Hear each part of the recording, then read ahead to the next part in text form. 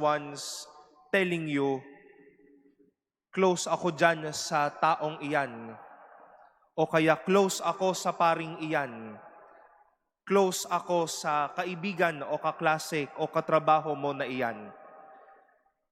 When we say these words or express this affection that someone is close to us, that we are close to him or to her, marahil po madami na po kayo sigurong pinagdaanan ng taong iyan. Marahil you are really close to each other by distance. Malapit dahil magkapitbahay o talagang malapit sa saang mang lugar kayo mapunta. Hindi na kayo pinaghiwalay, no? Tila kamatayan na lang po yata ang maghihiwalay sa inyong dalawa. O kaya marahil I am close to that person because closeness would entail that whenever I would have favors, I would need something, immediate answers are given to me. Closeness would entail affection, would entail connection, at least by first and foremost physical distance. We heard how Samuel was cold. He was sleeping inside a temple, a place where you can really feel or say that I am close with God.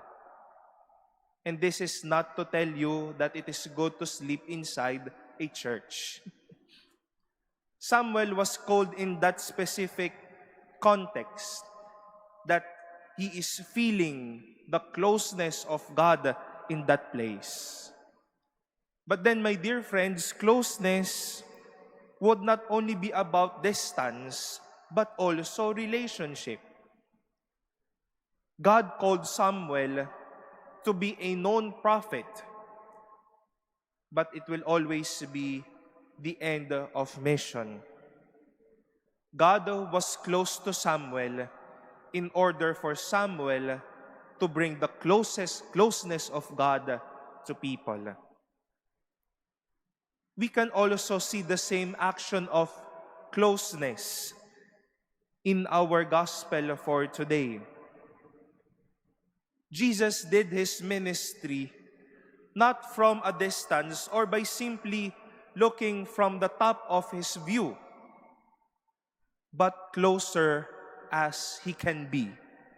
And take note, closer as he can be. He came to the house of Simon's mother-in-law. People were bringing to him sick people, people with diseases, people with the bad spirits in them. And we can still remember what was his command towards the end of the gospel. As a sign of his closeness, he went even to the other side of the town in order to preach and to do his ministry. God wishes to be close as often as he can be. This is how close this God is for us.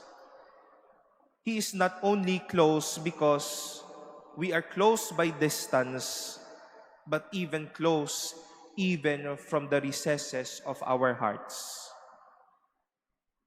Napakadaling sabihin ng madami po sa atin ito.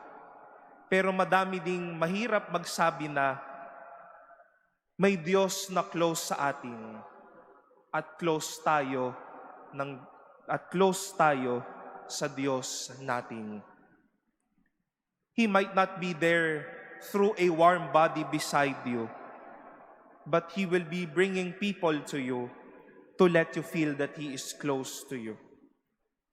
He might not really speak as I am speaking to you right now, but He will be using others' voice to comfort you and let you feel His loving kindness.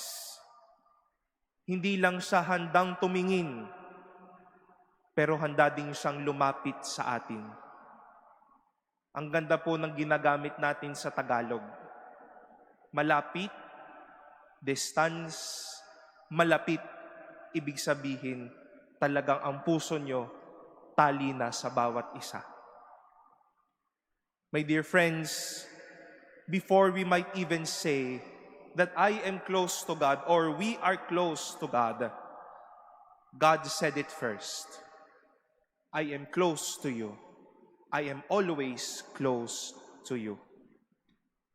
He will not only look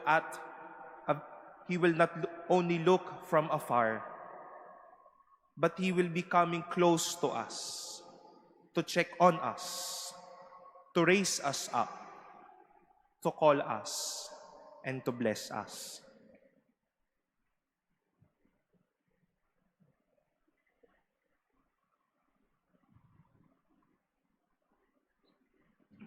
Please stand.